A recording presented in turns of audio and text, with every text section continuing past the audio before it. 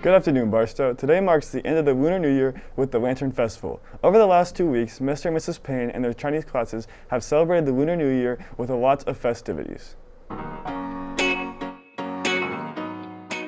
Sometimes called the Chinese New Year, but I think it's probably better to call it the Lunar New Year because it's celebrated in China, Taiwan, Japan, Korea, Mongolia, a lot of places.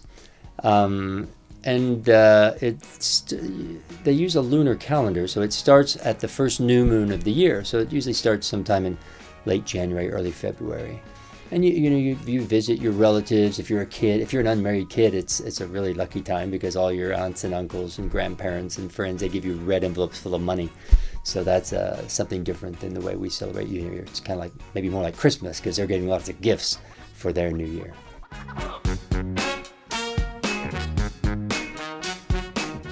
We're now in the middle of a Lantern Festival project. We start on New Year's Eve or the first day of New Year by passing out lots of candies and snacks from all over Asia. Asian New Year snacks from mainly Taiwan, China, but also Japan, Indonesia, Korea, and even Malaysia. So we get to enjoy those snacks, and then we start the Lantern Project because we need 15 days. It has to be done by the 15th day by Lantern Festival. So students right now, all the Chinese students from 4th through 12th grade are making a lantern. They're decorating it with a 4-character idiom, either about tigers or about some general Chinese New Year idiom.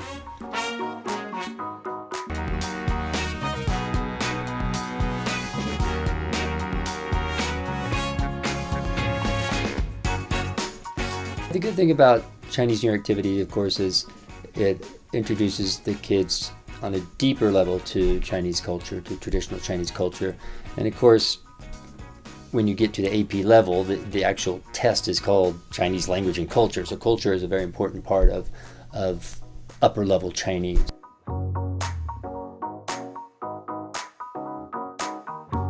Well, my favorite part is how happy the students are because we kind of take a break from hardcore academic work and they're like, yay, lanterns, or yay, dumplings, yay, candy. And so it's a project. We actually get to do a project. And, students get to show their artistic abilities rather than necessarily their academic abilities. So it's a lot of fun to watch them have fun.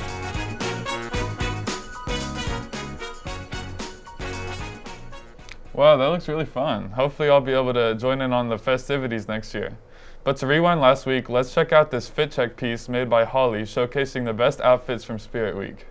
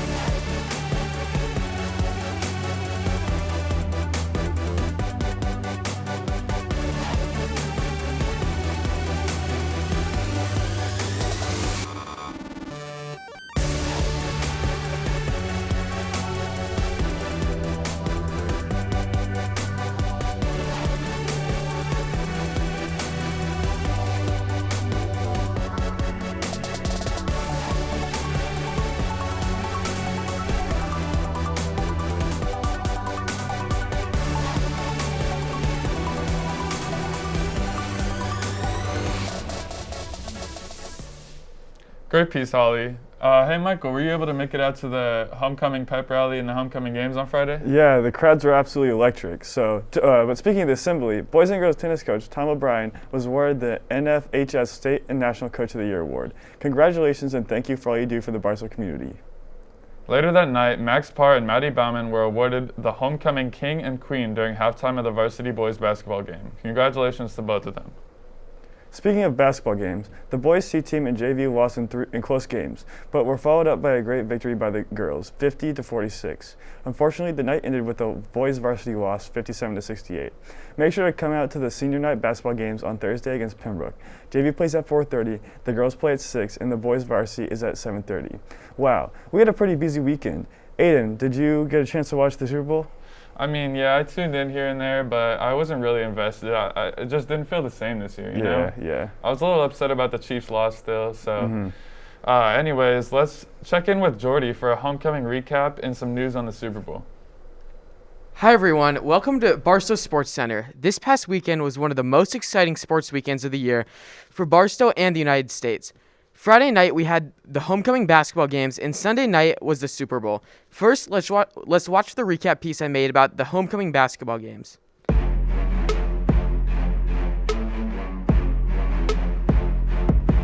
We got to continue to rebound, eliminate second chances, and get easier shots in transition.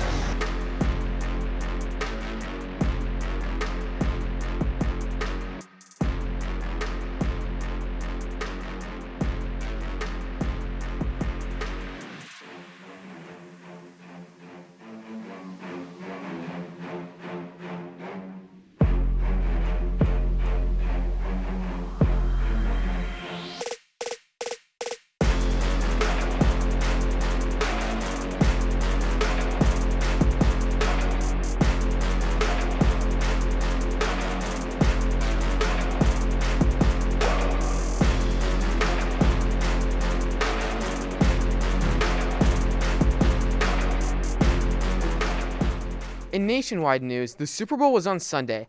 After the Chiefs lost in the AFC Finals, a lot of people's hopes for the Super Bowl were pretty low. The game ended up being really fun to watch because it was between Matthew Stafford, a quarterback who had been washed for years with the Lions, and Joe Burrow, a second-year quarterback who won the Heisman and was the number one pick. The start of the game was back and forth like every other playoff game this year. The Rams had a 3-point lead at halftime, but at the beginning of the third quarter, the Bengals came out and scored a huge touchdown within the first minute. This allowed the Bengals to maintain the lead for most of the second half. Late in the fourth quarter, the Rams came down the field with a game plan, passing the ball only to Cooper Kupp. Somehow, after Stafford passed the ball to Kupp the whole drive, the Bengals didn't double-team Kupp, and the Rams got another touchdown. When the Bengals went down the field on their last drive with less than 2 minutes left in the game, Aaron Donald shut down the Bengals, leading to the Rams winning. The MVP award went to Cooper Kupp for his 2 touchdowns in the game, but there's also a strong argument that Aaron Donald should have won the award. Though this Rams team played great this year, next year they might not be as good of a team because Aaron Donald said he might retire. Even though he is only 30, he has the accolades of one of the best defensive players of all time. That's all I have for today. Let's go back to the news desk. Thanks, Jordy. I mean, you really got to give it to Aaron Donald. I would say he's definitely in my top 3 defenders all-time list. He's up there with Ray Lewis and Sonny Gunhardy for me. But in middle school debate news, the middle school debate team had an incredible success at the Sumner Debate Tournament where they faced off against 140 fellow debaters. Here are the winners in each house. Congratulations to those who placed into the whole team. Lastly, if you are in need of a volunteer opportunity, check the recent email from Dr. Gallagher. The theater department is in need of volunteers to help scan tickets and sell flowers for the upcoming upper school play. There are 3 performances from March 3rd to March 5th, so if you are interested, contact Kathy Reddick through her email, kathy.reddick@sbcglobal.net. Well, looks like that's all we have for today. I'm Aiden Lawler. And I'm Michael Gagan. Thanks for watching Barstow.